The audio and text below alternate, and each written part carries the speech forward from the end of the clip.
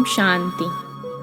आज 21 अप्रैल 2022 की बाबा की साकार मुरली है। मुरली के महावाक्य हैं, मीठे बच्चे, बाप की याद में रहना यह बहुत मीठी मिठाई है जो दूसरों को भी बांटते रहो, अर्थात अल्फ और बे का परिचय देते रहो। प्रश्न है, स्थायी याद में रहने की सहज विधि क्या है? उत्तर है, स्थायी याद में रहना है तो देह सहित जो भी संबंध है उन सबको भूलो। चलते फिरते, उठते बैठते याद में रहने का अभ्यास करो। अगर योग में बैठते लाल बत्ती भी याद आई तो योग टूट जाएगा, स्थायी याद रह नहीं सकेगी। जो कहते कोई खास बैठकर योग कराए, उनका योग भी लग नहीं सकता। गीत है रात के राही। ओम शांति।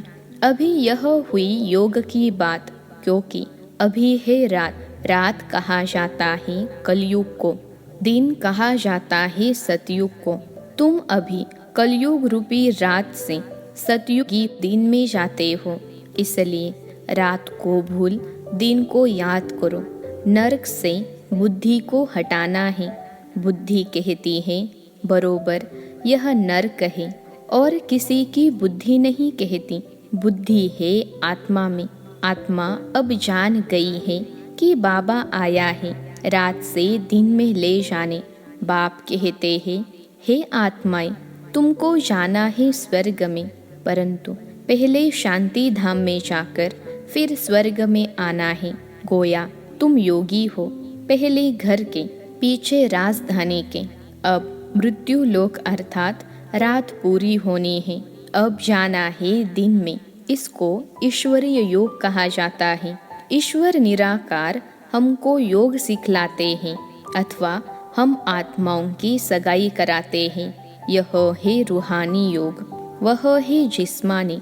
तुम बच्चों को एक जगह बैठ योग नहीं लगाना है। वह तो मनुष्य जैसे खुद बैठते हैं, वैसे सबको बैठक सिखाते हैं। यहाँ तुमको बैठक नहीं सिखाई जाती है। हाँ, सभा में कायदेशीर बैठना है, बाकी योग में तो कैसे भी बैठे, चलते फिरते सोते भी लग सकता है। आर्टिस्ट योग में रहे चित्र बना सकते हैं। शिव बाबा जिनसे योग लगाते हैं उनका चित्र बनाते हैं। जानते हैं यह हमारा बाबा निराकारी दुनिया परम धाम में रहते हैं। हम भी वहाँ के रहिवासी हैं। हम आत्माओं को जाना है। यह बुद्धि में चलते फिरते रहना चाहिए। ऐसे नहीं कि मुझे तपस्या में बिठाओ, योग कराओ, यह कहना भी रॉन्ग है।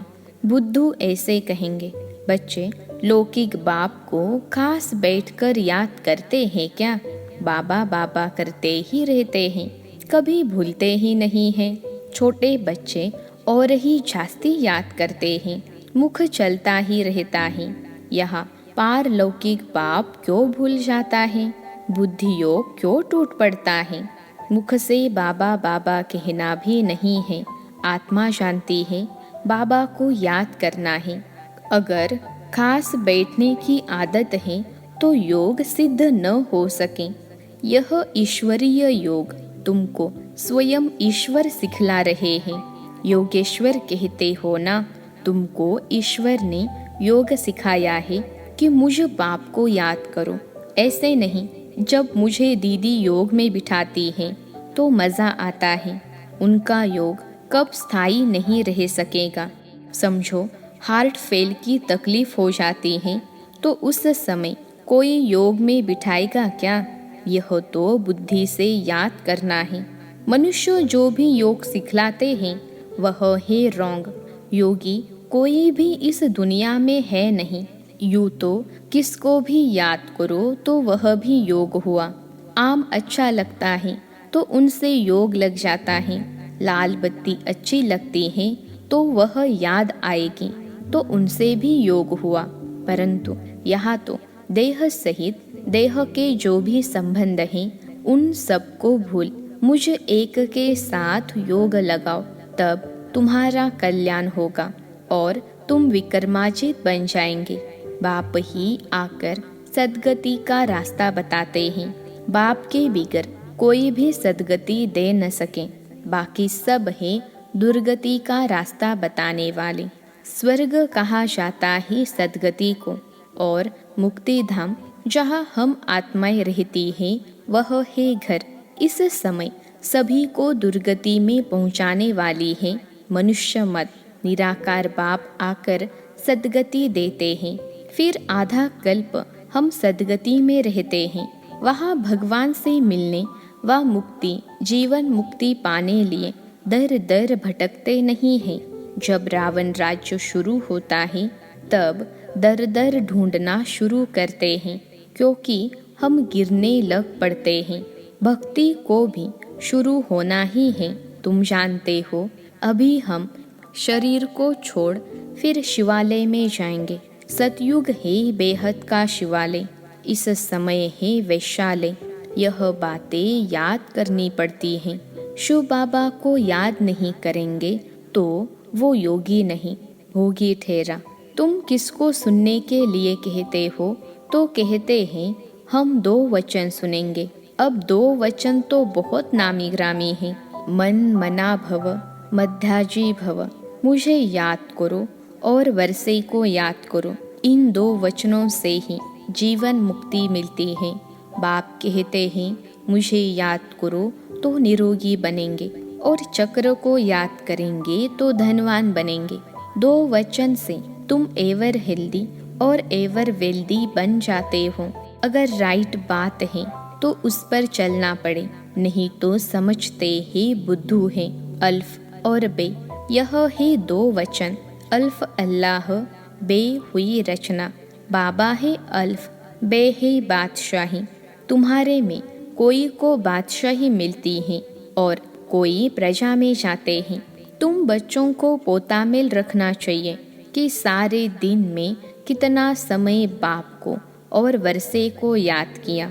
यह श्रीमद् बाप ही देते हैं। आत्माओं को बाप सिखलाते हैं। मनुष्य धन के लिए कितना माथा मारते हैं। धन तो ब्रह्मा के पास बहुत था। जब देखा कि अल्फ से बादशाही मिलती है तो धन क्या करेंगे? क्यों न सब कुछ अल्फ के हवाले कर बादशाही लेवे। बाबा ने इस पर एक गीत भी बनाया। अल्फ को अल्लाह मिला, बे को मिली बादशाही। उसी समय बुद्धि में आया हमको तो विष्णु चतुर्भुज बनना है। हम इस धन को क्या करेंगे? बस बाबा ने बुद्धि का ताला खोल दिया। यह साकार बाबा तो धन कमाने में बिजी था। जब राजाई मिलती है तो गदाई का काम क्यों करें? फिर बाबा भूख तो नहीं मरा। बाबा के पास जो आते हैं उनकी बहुत अच्छी पालना होती है। घर में भूख मरते होंगे। यहाँ तो जो श्रीमत पर चलते हैं उनको बाबा भी बहुत अच्छी मदद करते हैं। बाबा कहते हैं सबको रास्ता बताओ कि बेहद के बाप को याद करो और चक्र की नॉलेज को याद करो तो तुम्हारा बेड़ा पार हो जाएगा। खिवैया आया है बेड़ा पार करने। तब तो गाते हैं पतित पावन खिवैया, परंतु याद किसको करना है यह किसको भी मालूम नहीं है, क्योंकि सर्वव्यापी कह दिया है। एक ही शिव के चित्र को कहते हैं भगवान। फिर लक्ष्मी नारायण या ब्रह्मा विष्णु शंकर को भगवान क्यों कहते हैं? अगर सब ही बाप बन जाए तो वर्षा कौन देगा? सर्वव्यापी कहने से तो न देने वाला रहा न लेने वाला रहा। लिखा हुआ है ब्रह्मा द्वारा स्थापना, ऊपर में शिव खड़ा है। शिव बाबा ब्रह्मा द्वारा देवता बनाते हैं तो ब्रह्मा भी देवता बनेंगे। यह काम एक बाप का ही है, उनकी ही महिमा है। एक ओंकार अकाल मूर्त, आत्मा अकाल मूर्त होती है। उनको काल नहीं खाते तो बाप भी अकाल मूर्त हैं। शरीर तो सबके खत्म हो जाते हैं, आत्मा को कभी काल खाता नहीं है। वह अकाले मृत्यु कब होता नहीं है। समझते हैं हमको एक शरीर छोड़ दूसरा लेना है। स्वर्ग में है तो जरूर पुनर्जन्म भी स्वर्ग में ही होगा। यहाँ तो सब नरकवासी हैं। कहते हैं फलाना स्वर्ग पधारा तो ज़रूर पहले नरक में था। इतनी सहज बात भी समझते नहीं हैं। सन्यासी भी नहीं जानते हैं। वो तो ज्योति ज्योत समाया कह देते हैं। भारतवासी भगत भगवान को याद करते हैं। गृहस्थी भगत हैं क्योंकि भक्ति प्रवृत्ति मार्ग वालों के लिए होती है। वह तो है तत्वज्ञानी। समझते हैं हम तत्व से योग लगाकर लीन हो जाएंगे। वह तो आत्मा को भी विनाशी मानते हैं। सत्य को बोल नहीं सकते। सत्य है एक परमात्मा। तुमको अभी सत्य का संग है तो बाकी सब झूठ हुए। कलयुग में सत्य बोलने वाला कोई मनुष्य होता ही नहीं। रचयिता और रचना के बारे में कोई भी सत्य नहीं बोलता। बाप कहते हैं अभी मैं तुमको सभी शास्त्रों का सार बतलाता हूँ। मुख्य जो गीता है उनमें भी परमात्मा के बदले मनुष्य का नाम डाल दिया है। जबकि कृष्ण इस समय सावरा है। अब कृष्ण का भी ऐसा चित्र बनाए जो मनुष्य समझे। डबल शेड देवे। एक तरफ सावरे का शेड, दूसरे तरफ गोरे का शेड। फिर उन पर समझाया जाए कि काम चिता पर बैठने से काला बन जाते हैं। फिर ज्ञान चिता पर बैठने से गोरा बन जाते हैं। निवृत्ति और प्रवृत्ति दोनों ही मार्ग दिखाना है। आयरन एज फिर गोल्डन एज बनती है। गोल्डन के बाद फिर सिल्वर कॉपर होती है। आत्मा कहती है पहले मैं काम चिता पर थी, अब मैं ज्ञान चिता पर बैठी हूँ। अब तुम बच्चे जानते हो हम पतित से परिस्थानी बन रहे हैं। योग में रहें। तुम कोई भी चीज़ बनाओ तो कभी खराब नहीं होगी। बुद्धि ठीक रहने से मदद मिलती है, लेकिन है मुश्किल। बाबा कहते हैं हम भी भूल जाते हैं। बहुत तिरकनबाजी है। बड़ा अच्छा अभ्यास चाहिए। स्थायी याद ठहर नहीं सकती है। चलते फिरते याद में रहने का अभ्यास करना है। याद तो कहाँ भी कर सकते हो। याद से बल मिलता है। इस समय सच्चा योग कोई भी जानते ही नहीं है। बाप के सिवाय जो भी योग लगाना सिखलाते हैं वह रॉन्ग है। भगवान ने जब योग सिखलाया तो स्वर्ग बन गया। मनुष्यों ने जब योग सिखलाया तो स्वर्ग से नरक बन गया। कोई भी उल्टी चलन थोड़ी चलते हैं तो बुद्धि का ताला बंद हो जाता है। 10-15 मिनट भी याद में नहीं रह सकते। नहीं तो बूढ़ियों के लिए, बच्चों के लिए, बीमारों के लिए भी बहुत सहज है। बहुत अच्छी मिठाई है। भल गूंगा बहरा हो वह भी इशारों से समझ सकते हैं। बाप को याद करो तो यह वर्षा मिलेगा। कोई भी आए तो बोलो हम आपको रास्ता बताते हैं। बेहद के बाप स्वर्ग के रचयिता से स्वर्ग के सदा सुख का वर्षा कैसे मिलता है। यह छोटी छोटी चिटकियाँ पर्चे बांटते रहना चाहिए। दिल में बहुत उमंग रहना चाहिए। कोई भी धर्म वाला आए तो हम ऐसे समझाए। बाप कहते हैं यह देह के सब धर्म छोड़ मुझे याद करो तो विकर्म विनाश होंगे। तुम मेरे पास चले आएंगे। पहले पहले यह निश्चय करो। फिर दूसरी बात, तब तक आगे बढ़ना ही नहीं है। अपने को आत्मा समझ बाप को याद करो। बस यह है सबसे फर्स्ट क्लास बात। सिर्फ 2 अक्षर हैं, अल्फ और बे, बाप और वर्षा। अच्छा, मीठे मीठे सिखलते बच्चों प्रति माता पिता बाप दादा का याद प्यार और गुड मॉर्निंग। रूहानी बाप की रूहानी बच्चों को नमस्ते। हम रूहानी बच्चों की सिखलते रूहानी माता पिता बाप दादा को याद प्यार, गुड मॉर्निंग और नमस्ते बाबा नमस्ते। धारणा के लिए मुख्य सार। पहली पॉइंट है अपना सब कुछ अल्फ के हवाले कर बे बादशाही लेनी है। पोता मेल रखना है कि बाप और वर्षे की कितनी समय याद रही। दूसरी पॉइंट है, कोई भी उल्टे चलन नहीं चलने हैं, स्थायी याद में रहने का अभ्यास करना है। आज का वरदान है, सर्व शक्तियों द्वारा हर कंप्लेन को समाप्त कर कंप्लीट बनने वाले शक्तिशाली आत्मा भव।